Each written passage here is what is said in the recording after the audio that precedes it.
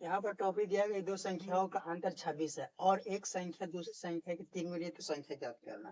कहता है भाव कि दो संख्याओं का अंतर 26 है और एक संख्या दूसरी संख्या की 3 गुना है तो संख्या क्या होगा। तो यहाँ पर तो क्वेश्चन दिया गया है। मैथ बहुत नॉर्मल टॉपिक होता है, इसको समझिए ध्यान से और क्वेश्चन जैसे जैसे बोलता है उसके अनुसार आप हल करिए।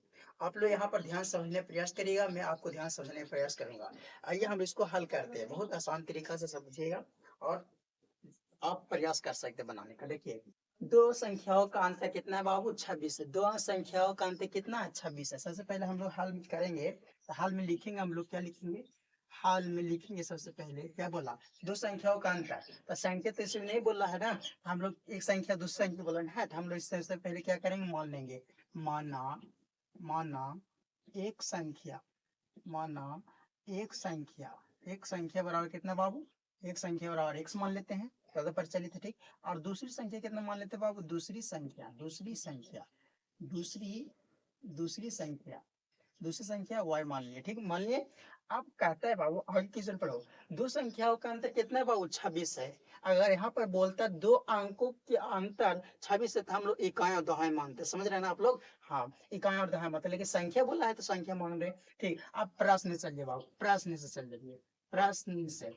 प्रश्न क्या कहता है दो संख्याओं का अंतर, दो संख्याओं का अंतर क्या बोलता है बाबू, दो संख्याओं दो संख्याओं दो संख्याओं का अंतर कितना है बाबू, दो संख्याओं का अंतर कितना है, तो बोलेगा सर 26 है जी, 26 है दिया है। अब दो संख्याओं का अंतर बोलता है तो यहाँ पर कर दीजिए, अंतर मतलब होता है माइनस बाबू, अंतर मतलब माइनस।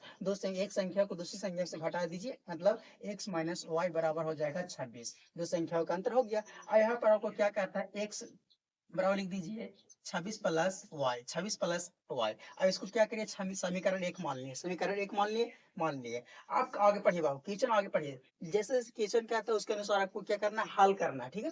देखिए कहता है और एक संख्या दूसरी संख्या के 3 गुनी है, और एक संख्या दूसरी संख्या के 3 गुनी है। आप लिखेंगे, आप लिखेंगे एक संख्या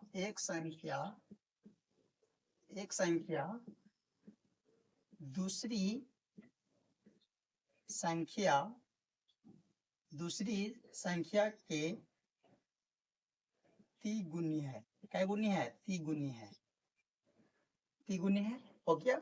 अब यहाँ पर हम बनाते हैं, यहाँ पर ठीक है, यहाँ पर समझ ज्यादा दिखाई देगा आपको। एक संख्या बराबर दूसरी संख्या के 3 गुनी है, तो एक संख्या बाबू देखो, एक संख्या कितना माने थे, x माने थे, x लिख देंगे, ठीक है। अब दूसरी संख्या के 3 गुने, दूसरी संख्या कितना माने थे, y माने थे, y गुना 3, मतलब गुना कहते थे 3, तो y गुना 3 हो गया, समझ रहे आप लोग। अब x बराबर देखो बाबू, x बराबर यहाँ देखो, x बराबर देखो, x बराबर 26 प्लस वाई, x बराबर 26 प्लस वाई, x बराबर 26 प्लस वाई लिख दिए। अब यहाँ पर गुना करेंगे तो कितना होगा, 3y हो जाएगा, 3y हो गया। और देखो यहाँ पर 26 बराबर 3y, y है तो y चलिए उधर प्लस में, तो इधर जाके माइनस में आ गया, तो 26 बचा 2y बचा। अब 26 बटा 2 तो भागा में गया था तो कट गया, तो कितना बार में, 13 बार में था, मतलब y या करके y बराबर कितना आ गया बाबू, 13 आ गया, 13 आ गया। आप आगे पढ़ो, तो संख्या ज्ञात करना है आपको ना, क्या करना, संख्या ज्ञात करना है। तो यहाँ पर लिख सकते हैं आप, यहाँ पर लिख सकते हैं समीकरण एक से चल जाइए, समीकरण एक में क्या बोलता है बाबू, देखो समीकरण एक, देखो समीकरण एक 26 प्लस वाई है, समीकरण एक कितना है बाबू, 26 प्लस वाई है, 26 प्लस वाई, एक्स बराबर दे लेना है, एक्स बराबर दिया है, x बराबर लिख दिए, x बराबर दिखा दे रहा है साफा, हाँ x बराबर 26 प्लस वाई बोल दिए ऐसे, ठीक है। अब x बराबर 26 प्लस वाई है, तो y कितना लाए बाबू, देखो y पर कितना लाए, 13 लाए, 13 लाए, जोड़ से कितना आ जाएगा, 39 आ जाएगा। मतलब एक संख्या हमारा कितना आ गया, x माने थे ना, एक संख्या कितना मानते बाबू, x मानते ना, x बराबर हमारा कितना आ गया, 39 आ गया। और दूसरी संख्या हमारा कितना आ गया, दूसरी संख्या हमारा कितना आ गया, y बराबर कितना आ गया, 13 आ गया, देखो आ गया, ये हमारा क्या है आंसर है बाबू।